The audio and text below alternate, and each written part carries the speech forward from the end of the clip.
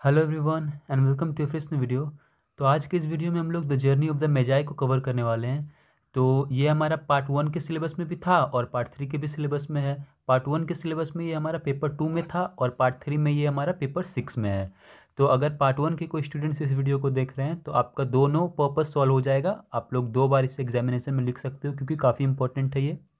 तो ये एक पोएम है जो कि लिखी गई थी टी.एस. इलियट के द्वारा। और तो हमें इसका जो क्वेश्चन आएगा क्रिटिकल अप्रिसिएशन, जब भी कोई पोएम एग्जाम में आता है तो उसका क्रिटिकल अप्रिसिएशन हम लोगों को लिखना रहता है।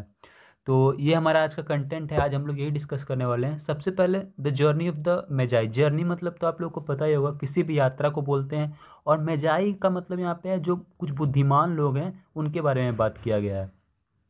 तो है journey of the Magi is told from the perspective of one of the Magi out of 3, यानी कि 3 बुद्धिमान लोग में से किसी एक के पर्सपेक्टिव से ये कहा गया है। मतलब किसी एक के दृष्टिकोण से उसको आगे लेकर के उस कैरेक्टर को पूरा समझाने की कोशिश की गई है। किसे? इस यात्रा को। It is one of the 4 Ariel poems by T S. Eliot. तो टी.एस. इलियट के द्वारा कुछ कुछ लिखी गई एरियल पोएम्स हैं, जिसमें से एक ये है। For example Animula, Marina, a song for Simeon. तो उसमें से एक ये हमारा है journey of the Magi. It is in the form of a dramatic monologue. अब ड्रामेटिक मोनोलॉग क्या होता है कि जब जो हमारा पोएट होता है, यहाँ पे पोएट हमारा टी.एस. इलियट है, ये किसी एक कैरेक्टर को, जैसे कि इसमें एक character one of the Magi को, किसी एक कैरेक्टर को जब पोएट पकड़ के उसके द्वारा अपना पूरा बताना चाहता है, सारा डिटेल्स देता है, तो उससे बोलता है ड्रामेटिक मोनोलॉग, यानी कि एक कैरेक्टर के थ्रू वो अपना पूरा मैसेज कन्वे करने चाहते हैं पोएम। तो ये जर्नी ऑफ द मेजाई इसी फॉर्म में है।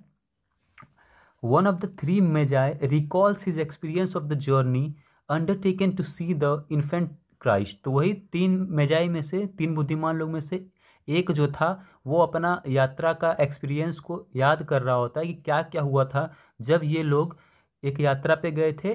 क्राइस्ट, इन्फेंट क्राइस्ट, यानी कि जब जीसस क्राइस्ट का बर्थ हुआ था, जब उनका जन्म हुआ था, तो ये तीनों लोग गए थे उन्हें देखने के लिए। तो देखने के लिए जाते टाइम यात्रा में क्या क्या हुआ था, उसी एक्सपीरियंस के बारे में ये पूरा का पूरा हमारा पोएम है। तो क्रिटिकल अप्रिसिएशन है, तो हम लोग को इसमें बताना होगा कि हमें क्या पसंद आया, टाइटल कैसा था। तो यहाँ पे है the title of the poem is significant. जो टाइटल भी है जर्नी ऑफ द मेजाई, ये इंपॉर्टेंट है। Not least Eliot's use of the word Magi, but also the journey part of the title packs quite meaningful punch. तो ये title है, इसमें जो मेजाई वर्ड यूज हुआ है, ना सिर्फ ये अच्छा है बल्कि इसमें जो जर्नी का यूज हुआ है ये भी काफ़ी अच्छा से हम लोगों को एक मीनिंगफुल पंच देता है कि किस बारे में यात्रा है, क्या है। टाइटल पढ़ के भी हमें समझ में आते हैं कि ये किसी मेजाई के यात्रा के बारे में है। तो इसीलिए टाइटल काफ़ी ठीक है, सिग्निफिकेंट है, इम्पोर्टेंट है।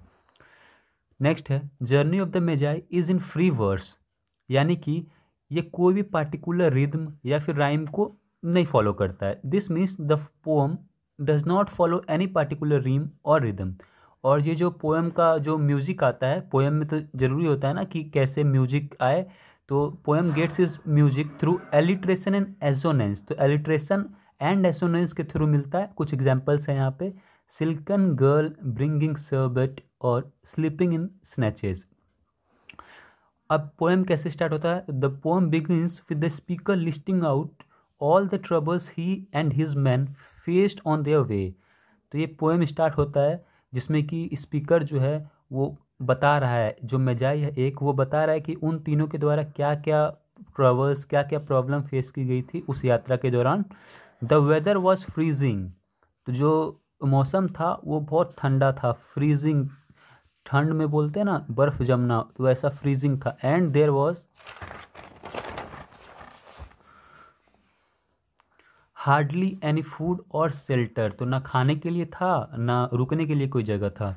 Every time they came to a town they were turned away, यानी कि उन्हें कोई भी रुकने का या खाने का जगह किसी भी टाउन में नहीं मिलता था। Even the camels were suffering in this journey. तो इस यात्रा में ऊंट लोगों को भी काफ़ी परेशानी हो रही थी। ये पहला स्टेंजा था। तो सेकेंड स्टेंजा में, in second stanza the man get to where they were going and find it to be simply satisfactory.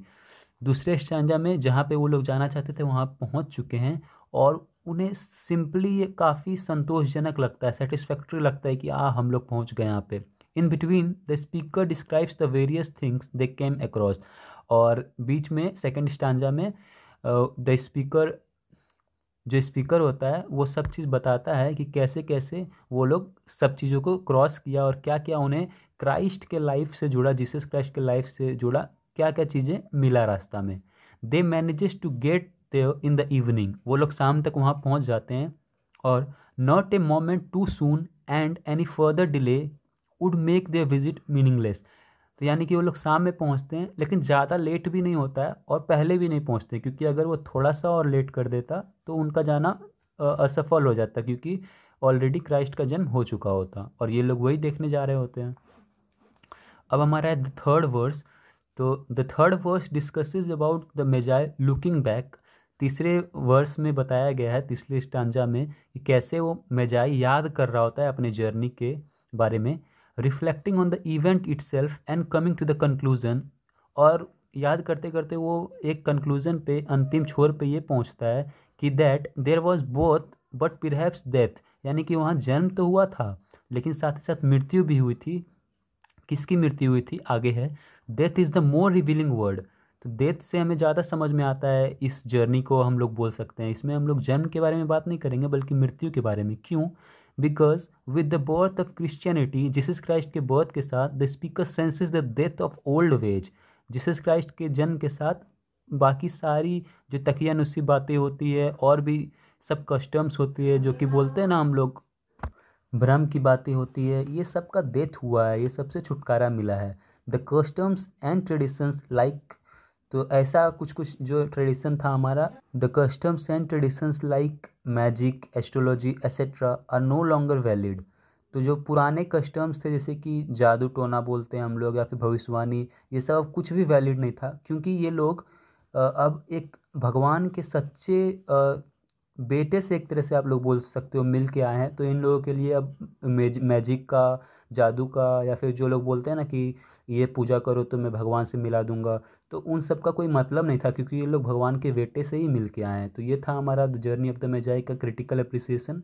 तो ये वीडियो आपको कैसा लगा प्लीज़ कमेंट करके बताएं, and thank you so much for watching.